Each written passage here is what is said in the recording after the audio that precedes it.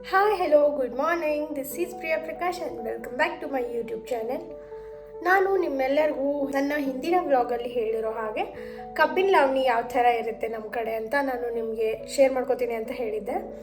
So ಇವತ್ತು ನಾನು ಅದು ಪ್ರೊಸೆಸ್ ಯಾವ ಥರ ಇರುತ್ತೆ ಅಂತ ನಿಮ್ಮ ಜೊತೆ ಶೇರ್ ಮಾಡ್ಕೋತೀನಿ. ಲಾವಣಿ ಮಾಡಬೇಕಾದ್ರೆ ಮೊದಲು ಮಾಡೋದೇ ಭೂಮಿ ಪೂಜೆ. ಮೊದಲು ಭೂಮಿ ಪೂಜೆ ಮಾಡಿಬಿಟ್ಟು ಆಮೇಲೆ ಮುಂದಿನ ಕೆಲಸ ಮಾಡ್ತಾರೆ. ಕಬ್ಬಿನ ಬೆಳೆ ಬೆಳೆದ್ಮೇಲೆ 3 ವರ್ಷದವರೆಗೂ ಬೇರೆ ಬೆಳೆ ಬೆಳೆಯೋಂಗಿಲ್ಲ. 3 ವರ್ಷದವರೆಗೂ ಕಬ್ಬಿನ ಫಸಲೇ ತಗೋತಾರೆ. 3 ವರ್ಷದವರೆಗೂ ಕಂಟಿನ್ಯೂಸ್ ಆಗಿ ಕಬ್ಬು ಮಾತ್ರ ಬೆಳೀತಾರೆ. ಅದಾದಮೇಲೆ ಬೇರೆ ಬೆಳೆ ಬೆಳೆಯೋದಕ್ಕೆ ಅನುಕೂಲ ಆಗುತ್ತೆ ಅಂತ ಅಂತಾರೆ. ಸೊ ನಾನು ಇವಾಗ ಪೂಜೆ ಮಾಡಿದ್ರಿಂದ ಹಿಡಿದು ಮುಂದಿನೆಲ್ಲರೂ ನಿಮಗೆ ತೋರಿಸ್ತೀನಿ. ಆ್ಯಕ್ಚುಲಿ ಲಾಸ್ಟ್ ವೀಕ್ ಲಾವಣಿ ಸ್ಟಾರ್ಟ್ ಮಾಡಿದ್ರಲ್ಲ, ಆವಾಗ ಪೂಜೆ ಮಾಡಿರೋದಿದು. ಕಬ್ಬು ನೆಟ್ಟು ಅದ್ರ ಕೆಳಗಡೆ 5 ಕಲ್ಲಿಟ್ಬಿಟ್ಟು ಅದಕ್ಕೆ ಪೂಜೆ ಮಾಡ್ತಾರೆ. ಅನ್ನ ಮೊಸರು ನೈವೇದ್ಯ ಮಾಡ್ತಾರೆ. ಇಲ್ಲಿ ಲಾಸ್ಟ್ ಇಯರ್ ಬೆಳೆದಿರೋ ಕಬ್ಬಿನ ಬೆಳೆನ ಬೀಜಕ್ಕಂತಲೇ ಬಿಟ್ಟಿದ್ದಾರೆ. ಸೊ ಮೊದಲು ಇಲ್ಲಿದ್ದೆಲ್ಲ ಕಬ್ಬನ್ನ ಕಡ್ಕೊಂಡು ಅದನ್ನು ಹೊರೆಯಾಗಿ ಮಾಡ್ಕೊಂಡು ಇಟ್ಕೋತಾರೆ.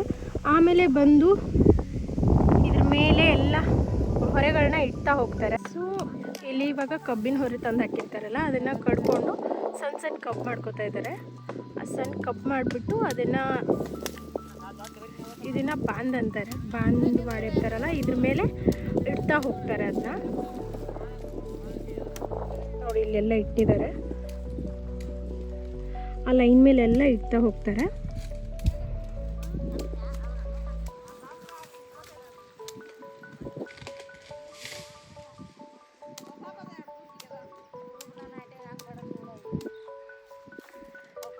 ಆ್ಯಂಡ್ ನಾಳೆ ಇಲ್ಲಿಕ್ಕೆ ಎಲ್ಲ ನೀರು ಬಿಟ್ಟು, ಮಧ್ಯಕ್ಕೆಲ್ಲ ನೀರು ಬಿಟ್ಟು ಅದನ್ನು ಕಬ್ಬನ್ನ ಅದ್ರ ಮಧ್ಯ ಹಾಕೋತಾ ತುಳಿತಾ ಹೋಗ್ತಾರೆ.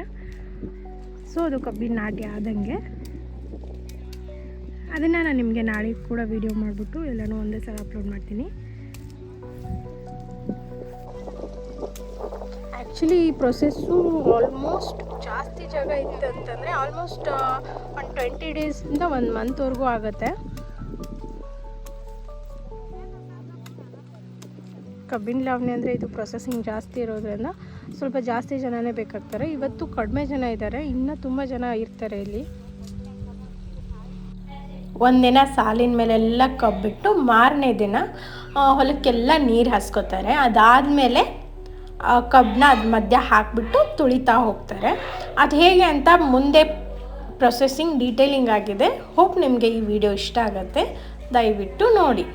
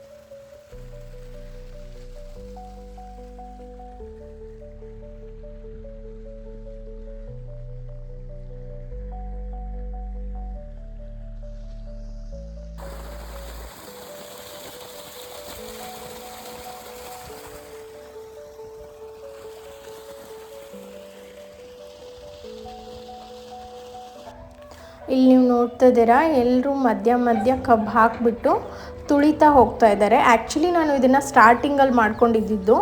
ನನ್ನ ಮಗ ಆಮೇಲೆ ಅಳೋಕ್ಕೆ ಸ್ಟಾರ್ಟ್ ಮಾಡ್ದ. ಸೊ ಅದಾದಮೇಲೆ ನಾನು ಬರೋದಕ್ಕಾಗಲಿಲ್ಲ, ಹೋಗಿ ನಾನು ಶೂಟ್ ಮಾಡ್ಕೊಳ್ಳೋದಕ್ಕಾಗಲಿಲ್ಲ.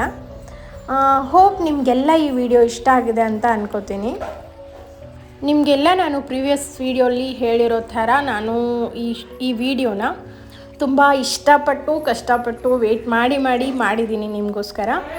ದಯವಿಟ್ಟು ನನ್ನ ಈ ವಿಡಿಯೋ ನಿಮಗೆಲ್ಲ ಇಷ್ಟ ಆಗಿದ್ದರೆ ನನ್ನ ಚಾನೆಲ್ನ ಶೇರ್ ಮಾಡಿ, ಲೈಕ್ ಮಾಡಿ ಮತ್ತು ಸಬ್ಸ್ಕ್ರೈಬ್ ಮಾಡಿ.